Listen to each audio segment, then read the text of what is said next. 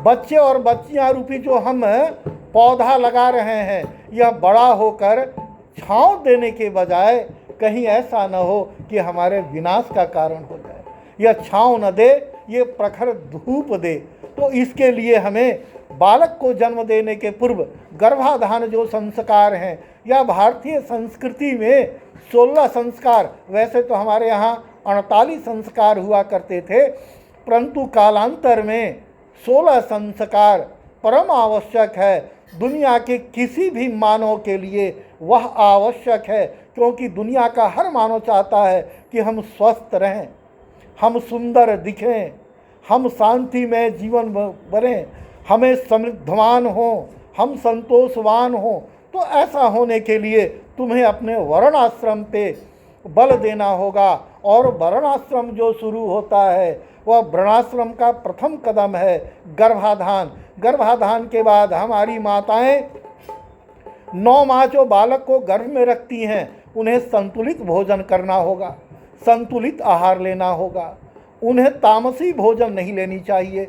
वैसे ग्रंथों को, वैसे चलचित्रों को, ऐसे अन्य चीज़ों को न चिंतन करना है, न मनन करना है, क्योंकि एक कुम्हार की तरह तुम हो। तुम्हारे गर्भ में, तुम्हारे आमा में जो बालक पल रहा है, जैसा आप आकार दोगे वैसा वह बालक बनेगा। तो 9 माह माता जी को एक अच्छे संस्कारी पुत्र को जन्म देने के लिए, जैसे कयाधु ने किया। भक्त प्रहलाद का जन्म ऐसे नहीं हुआ। आप भक्त प्रहलाद के इतिहास को अगर आप एक बार दृष्टिगोचर करके करें या चिंतन मन करें तो आपको पता होगा, क्योंकि जैसे ही भक्त प्रहलाद गर्भ में आए, उस काल में ही कयाधु ने भगवत भजन करने का संकल्प कर लिया।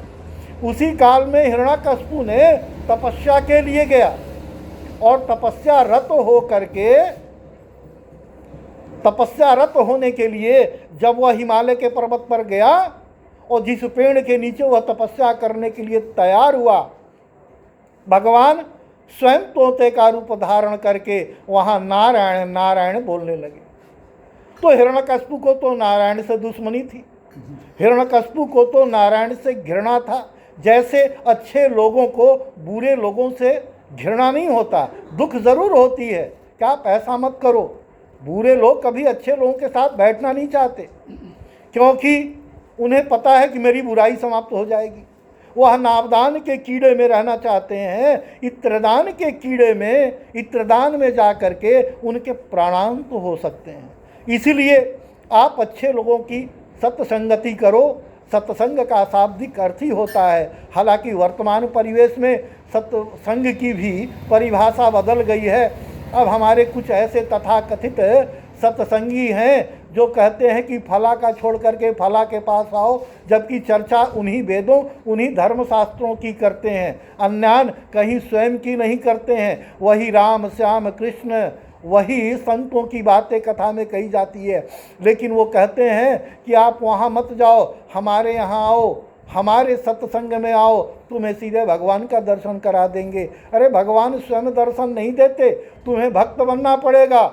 भक्त का अर्थ होता है विभक्त नहीं होना, टूटना नहीं। अगर भक्त हो जाओगे ध्रुव, प्रहलाद और नचिकेता की तरह, तो परमात्मा स्वयं आएंगे। तो मैंने कहा कि हिरण्यकशिपु जब वहाँ तपस्या करने के लिए तैयार हुआ, तो भगवान स्वयं नारायण नारायण होकर वहाँ से 2-4 स्थानों को उसने परिवर्तन किया।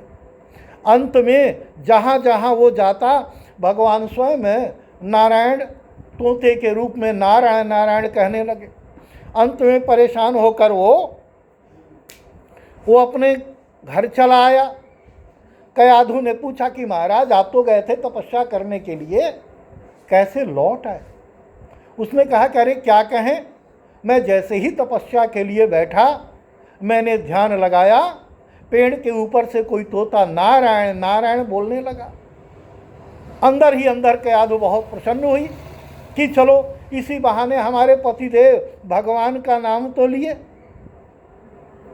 कयाधु ने पुनः पूछा क्या बोला तोता, क्या तोता बोला? हिरण्यकशिपु ने बोला, अरे क्या बोला? वो नारायण नारायण बोल रहा था। ऐसे करके कयाधु ने हिरण्यकशिपु से 108 एक माला की नारायण नारायण का जाप करवा दिया। उसका प्रतिफल क्या हुआ कि उनके गर्भ में पलने वाला जो बालक भक्त प्रहलाद था वो नारायण का भक्त हो गया। आप देखो यहाँ दो माताएं हैं, एक हिरण्यकशिपु की पत्नी भक्त प्रहलाद की माँ और दूसरी हिरण्यकशिपु की जो माता और पिता हैं। कश्यप ऋषि ने कहा कि देखो, क्योंकि अंदर ही अंदर हिरण्यकशिपु के माँ को प्रतिस्पर्धा थी, क्योंकि उनके गर्भ को इंद्र ने किसी समय जा करके खंडित किया था। 7 टुकड़े किए थे, 7 में भी 7 किया 49। आज हम लोग जो हमारी पारंपरिक छठ